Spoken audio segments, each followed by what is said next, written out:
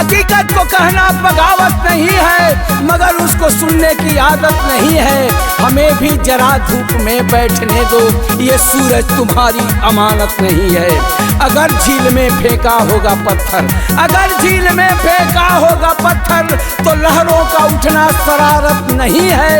आजादी आजादी है सबकी रहेगी, तेरे बाप की ये वरासत नहीं है, तेरे बाप की ये वरासत नहीं। अखिलेश भैया जिंदाबाद, जिंदाबाद जिंदाबाद, समाजवादी पार्टी जिंदाबाद, जिंदाबाद जिंदाबाद, मुलायम सिंह यादव जिंदाबाद, जिंदाबाद जिंदाबाद, अखिलेश भैया जिंदाबाद, जिंदाबाद जिंदाबाद। समाजवादी से रही हम साइकिल हो पहचान, समाजवादी से रही हम साइकिल हो पहचान। एक हो गई है सूरज चांद जब साइकिलिया भरी उड़ान, एक हो गई है सूरज चांद जब साइकिलिया भरी उड़ान।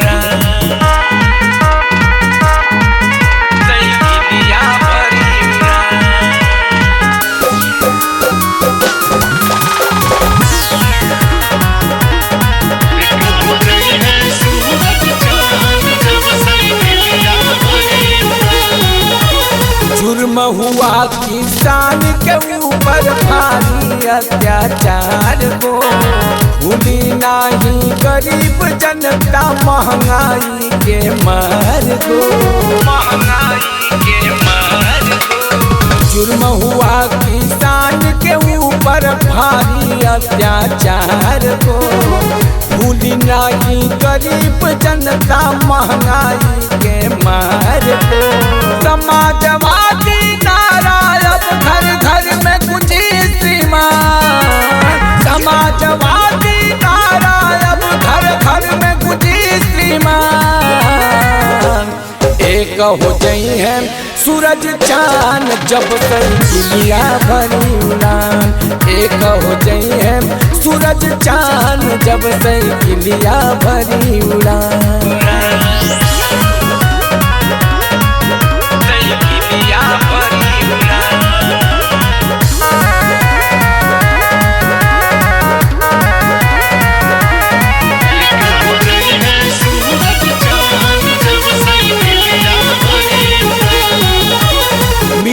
गरीबी बेरोजगारी आई सपा सरकार को, गरीब का बेटा पढ़ी लिखी और पाई सब अधिकार को, पाई सब अधिकार को।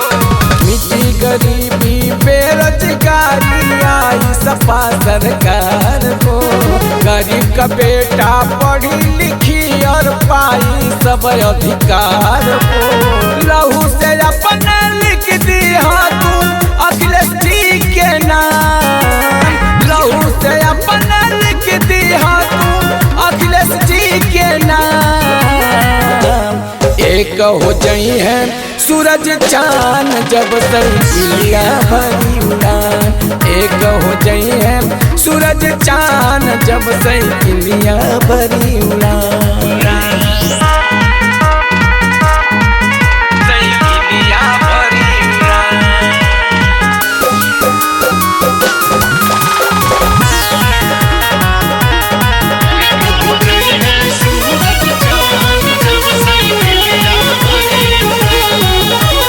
स्वर्ग से सुंदर प्रदेश उत्तम बनेगा उत्तर प्रदेश को, जनता हुलस कर बोल रही है मुलायम जय अखिलेश को, मुलायम जय अखिलेश को। स्वर्ग से सुंदर प्रदेश उत्तम बनेगा उत्तर प्रदेश को, जनता हुलस कर बोल रही है मुलायम जय अखिलेश को। कहे सतीश तलसाही टूटी टूट जाई अभिमान, कहे संदीप तलसाही टूटी टूट जाई अभिमान। एक हो गई है सूरज चांद जब साइकिलिया भरी उड़ान, एक हो गई है सूरज चांद जब साइकिलिया भरी उड़ान।